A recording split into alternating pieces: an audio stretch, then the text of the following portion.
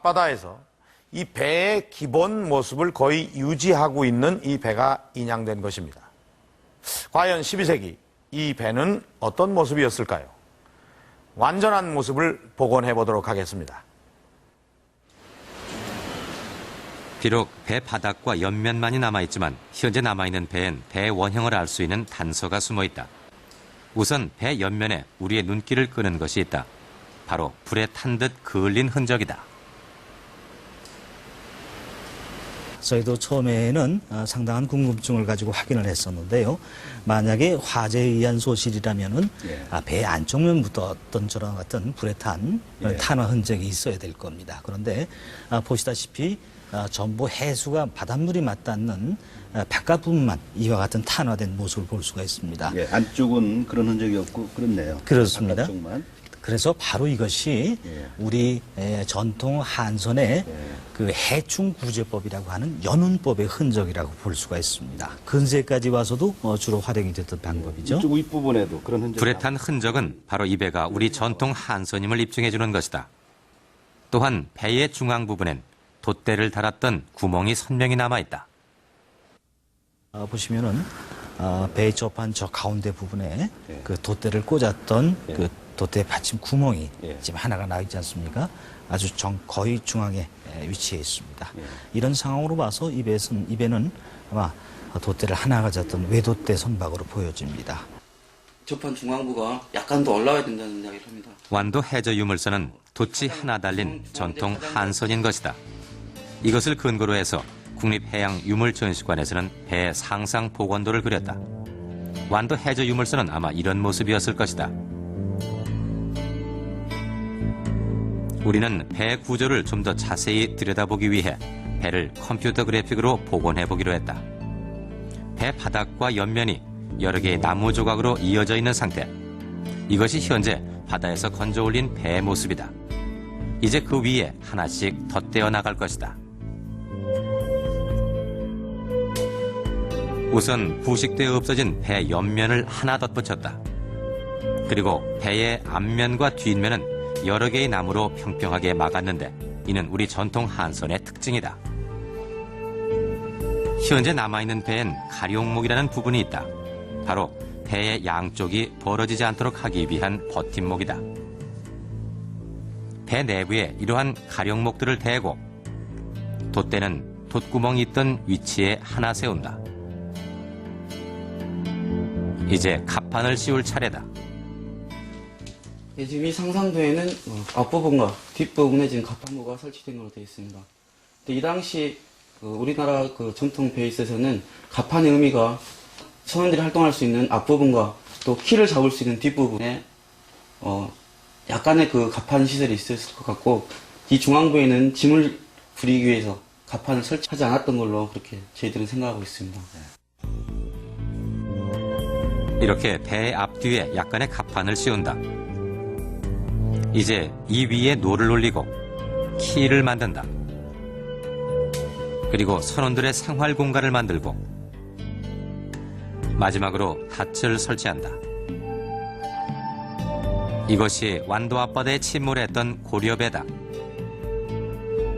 길이 9m, 너비 3.5m, 깊이 1.7m의 나무배. 이 배는 우리 한선의 특징을 그대로 가지고 있다. 그중 하나가 배 바닥이 평평한 평저선이라는 것이다.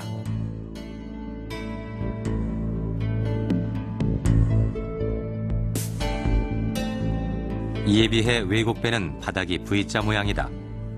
친한 앞바다에서 인양된 중국 무역선도 배 바닥이 V자 모양을 띠고 있다. 첫째 무엇보다도 큰 특징은 우리 한선의 구조는 단면상으로 봤을 때 평저형 선박이라는 점입니다. 즉 바닥이 뾰족하지를 않고 평평한 형태를 취하고 있다는 것입니다. 이와 같은 평저형선의 특징은 비교적 수심이 낮은 곳에서 항해하기 유리하고요.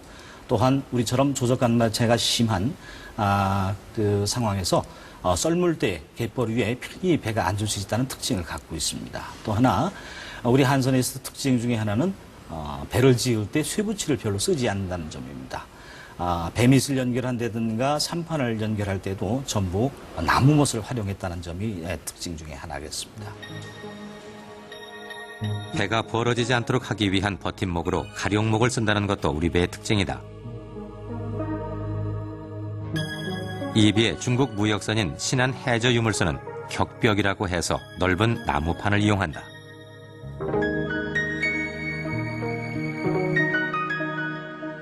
이렇게 완도 해저 유물선은 전형적인 전통 한선의 모습을 띠고 있다. 그동안 토기와 문헌으로만 볼 수 있었던 우리 배의 모습을 직접 눈으로 확인시켜 준 것이다. 돛이 하나고 바닥이 평평한 나무배. 12세기 전반 완도 앞바다를 항해하던 배는 바로 이런 모습이었다. 지금 제가 타고 있는 배가 고려시대 바다 위를 유유히 떠다녔던 배입니다. 이 배가 3만여 점의 청자를 싣고 가다가 어떤 이유에선지 완도 앞바다에서 고스란히 가라앉았습니다. 그러면 지금부터 이 배 안에 실려있는 유물들을 좀 자세히 살펴보도록 하겠습니다. 이 유물들은 발굴 당시 있었던 위치에 그대로 올려놓은 것입니다. 먼저 이 배 앞부분에 있는 유물들인데요. 몇 점 안 되기는 하지만 이 청동으로 만든 유물들이 보이는군요. 그런데 이 청동 수저나 이 그릇들은 상당히 많이 부식되어 있는 것처럼 보입니다. 근데 이 청동 그릇은 단지 부식된 것만이 아니라 이 오래 사용한 흔적이 있어 보입니다. 이 그릇 옆면을 보면 끊어져서 이 철사로 이어놓은 것이 보이지요. 이 수저도 끝부분이 닳아서 없어졌습니다. 이렇게 수가 적고 또 다른 흔적이 있은 거로 봐서 이 배 앞부분에 있는 유물들은 이 선원들이 사용했던 것으로 보입니다. 그런데 특히 이 배 안에 인양된 유물들 중에 우리의 눈길을 끄는 것은 역시 청자입니다. 이 3만여 점의 청자가 이 배 가운데 부분에 아주 불룩하게 쌓여 있었던 것입니다. 그 종류를 보면 병도 있고 항아리도 있습니다. 그러나 이 청자의 대부분은 역시 그릇입니다. 이 그릇도 그 종류가 매우 다양한데 한번 살펴보도록 하겠습니다. 자, 이것은 대접입니다. 요즘의 대접과 그 모양이 아주 흡사하죠. 이 대접에는 이 국이나 밥을 담아 먹었을 겁니다. 그리고 이것은 접시입니다. 반찬 그릇입니다. 또 이 대접과 접시의 중간 크기의 모양으로 완이라고 하는 것이 있습니다. 요즘의 찻잔입니다.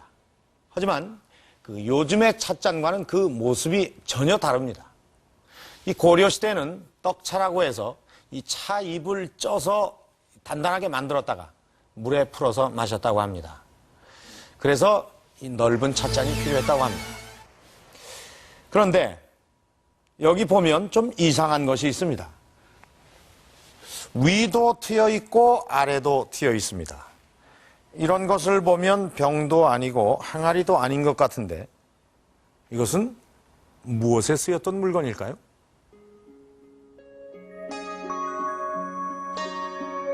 현재 국립중앙박물관에는 완도 해저 유물선에서 나온 것과 똑같은 모양의 청자가 한 점 전시되어 있다.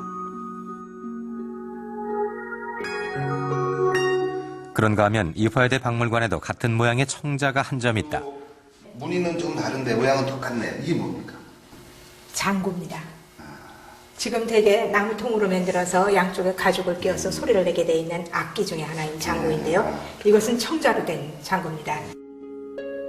바로 장고 몸통이다. 그렇다면 이 청자 장고는 실제로 쓰였던 것일까?